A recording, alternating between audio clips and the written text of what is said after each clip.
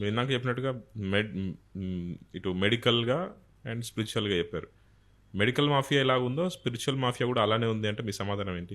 ఉంటుంది, అన్నిట్లో ఉంటుంది. మనుషులు ఉన్నారు కదా, మనుషుల మనస్సు ఉంది అంటే అన్నిట్లో మాఫియా ఉంటుంది. మనం చెయ్యాల్సిందే అది, మనం చెయ్యాల్సిందే. ఇలాంటివి ఉంటాయి కాబట్టి స్పృహతో ఒక సిస్టమ్ తయారు చేసుకోవాలి. ఆ సిస్టమ్ తయారు చేసుకుని దాన్ని ఫుల్ ప్రూఫ్ చేసుకోవాలి. ఇప్పుడు మెడికల్ మాఫియా ఉంది, స్పిరిచువల్ మాఫియా ఉంది, అన్ని రకాల మాఫియాలు జరుగుతుంటాయి. ఎందుకంటే మనిషి ఇన్వాల్వ్ అయి ఉన్నాడు కాబట్టి. కానీ స్పిరిచువల్ మాఫియా గురించి మాట్లాడాలంటే భయం, ఎందుకంటే నువ్వు హిందువు వ్యతిరేకి అని ఎక్కడో ఒక చోట మార్క్ వేస్తారని. అలా లేదు, ఎక్కడా లేదు. ఎందుకు చాలా మంది మాట్లాడుతున్నారు, చాలా మంది స్పిరిచువాలిటీలో తప్పు ఉన్న వాళ్ళని, మనకు ఎవరన్నా తప్పు మాట్లాడుతున్నారు, స్వామీజీలు మోసం చేస్తున్నారు అంటే చాలా మంది ఉన్నారు. అందులో మన దగ్గర అయితే గ్యారంటీ ఉన్నారు. మన దగ్గర ఎందుకు ఉన్నారు అంటున్నాను, హిందుత్వంలో ఎందుకు ఉన్నారు అంటున్నానంటే we believe everything is God. Correct. ప్రతిదిగా మన దాంట్లోనే ఎక్కువ ఉన్నారు. అందుకే ఎక్కువ మందిని వెల్కమ్ చేసాం మనం. వేరే వేరే మతాల వాళ్ళు కానీ, కులాలు వాళ్ళు కానీ, లేకపోతే ఇంకేదైనా కానీ అన్నీ కలిసాయి మన దాంట్లో. ఇప్పుడు మనకి వేరే స్టేట్స్ నుంచి వచ్చి ఇక్కడ సెటిల్ అయిన వాళ్ళు, ఆర్ వేరే కంట్రీస్ నుంచి వచ్చి ఇక్కడ సెటిల్ అయిపోయిన వాళ్ళు, ఎప్పటి నుంచో వచ్చి సెటిల్ అయిపోయిన వాళ్ళు అందరూ ఉన్నారు. అందరినీ ఎప్పుడు మనం అలా చూడలే. We've included everyone. That is the greatness of సనాతన ధర్మం, దట్ అందరినీ ఇంక్లూడ్ చేసుకోవచ్చు, తప్పలేదు. ఎందుకంటే మన దేవుడు omni potent and omni present, అన్ని చోట్ల ఉన్నాడు. భగవంతుడు అనే తత్వమే మన హిందూ ధర్మంలో అది గొప్పతనం. ఇందు గలడు అందు లేడను సందేహము వలదు, ఎందెందు వెతికినా అందందే గలడు. ఖచ్చితంగా అది రూల్ ఫర్ ఆల్. అండ్ అడగాలి, మాట్లాడాలనే మన దగ్గరే స్టార్ట్ అయింది. మన దగ్గర క్వశ్చనింగే, 24 hours క్వశ్చనింగే. నువ్వు ఇలా ఉంది అంటే ఎలా నేను ఇప్పుడు ఎగ్జాంపుల్ చెప్తున్నాను. ఏదైనా అద్వైత చింతన బుక్ తీయండి, క్వశ్చన్లే క్వశ్చన్లు. ఎన్ని క్వశ్చన్లు అంటే ఇన్ని క్వశ్చన్లు ఉంటాయా బాబోయ్ అనిపిస్తుంది. భగవంతుడు అనే తత్వానికి యొక్క క్వశ్చన్స్ మనం స్ఫురణ కూడా చేసుకుంటాం, మనం ఆలోచించం. అన్ని రకాల క్వశ్చన్స్. నువ్వు ఇలా ఉంటే నేను ఎలా నమ్మేది, మరి ఆత్మ ఒకటంటే ఇంతమందిలో ఎలా కనిపిస్తుంది, ఇంతమందిలో కనిపించిన ఆత్మని నేనెందుకు తెలుసుకోలేకపోతున్నాను, ఇలా రకరకాల క్వశ్చన్స్ 24/7 అడుగుతూనే ఉన్నారు మన దాంట్లో. ఇప్పటికీ అడుగుతున్నారు. ఓకే, అండ్ అది తెలుసుకోవడమే పని. That is what we're all trying for realization. That ఈ సృష్టి అంతా ఒక ఇల్యూజనరీ ఫీల్డ్లో నడుస్తూ ఉందా, ఆ ఇల్యూజనరీ ఫీల్డ్లో ఉన్నాను అంటే నేను ఎలా తెలుసుకోవడం.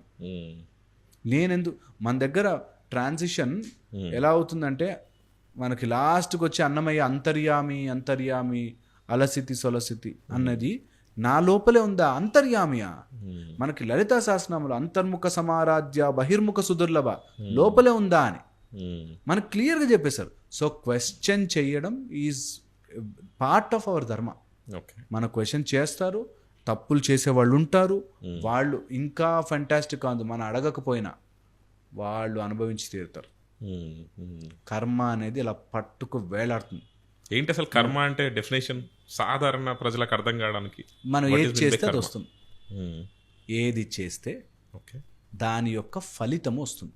కానీ కొంతమందిని చూస్తే చాలా మంచి పనులు చేస్తుంటారు, వాళ్ళు పుట్టినప్పటి నుంచి ఒక ఎంగేజ్కి వచ్చేంత మంచి పనులు చేస్తుంటారు.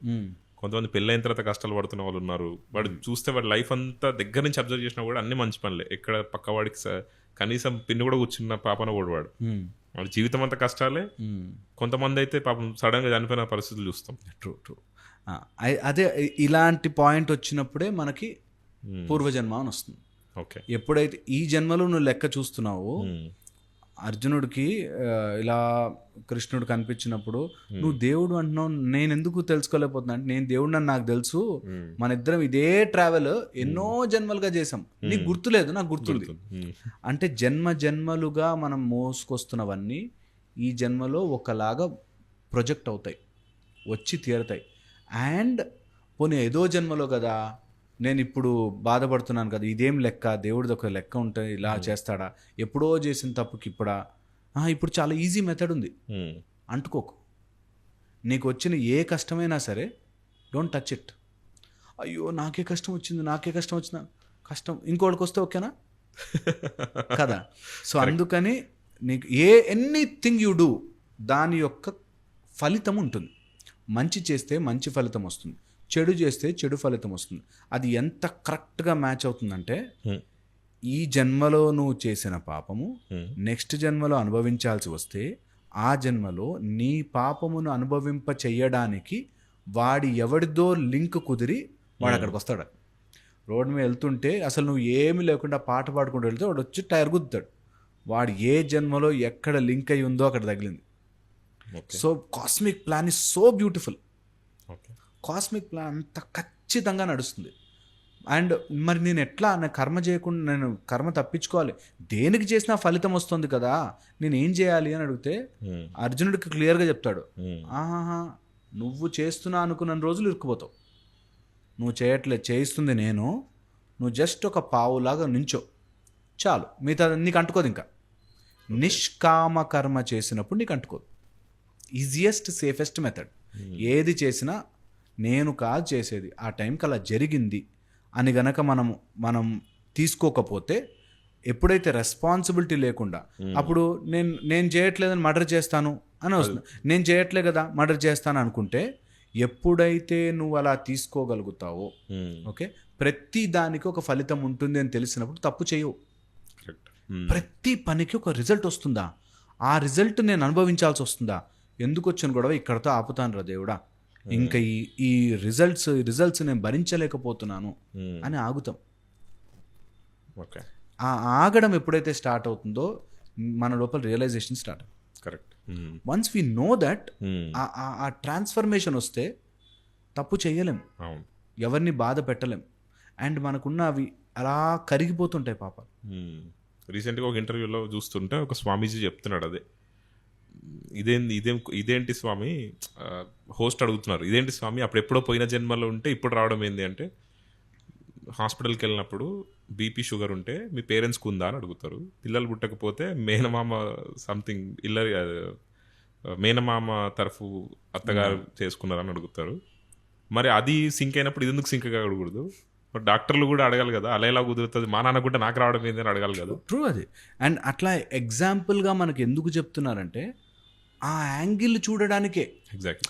ఆ దట్ ఫార్మాట్ ఆఫ్ యాంగిల్ మనం కనుక ఒక్కసారి ఓపెన్ అయితే ప్రతి సీన్ని మనం వేరేగా చూడొచ్చు. అవును. ప్రతి సిచ్యువేషన్ని ఓకే, నేను మాట్లాడుతున్న మాటల ద్వారా మనకు ఎలా ఎంత క్లియర్గా ఉంటుందంటే, మాటలతో చేసినది మాటలతోనూ, చేతలతో చేసినది చేతలతోనూ, అండ్ మనసుతో చేసినది మనసుతోనూ అది తిరిగి వస్తుంది. ఓకే, వాట్ ఎవర్ నువ్వు మైండ్లో ఒక అమ్మాయిని చెడుగా ఊహించుకున్నా దట్ పాపం నిన్ను వెంటాడి తీరుతుంది.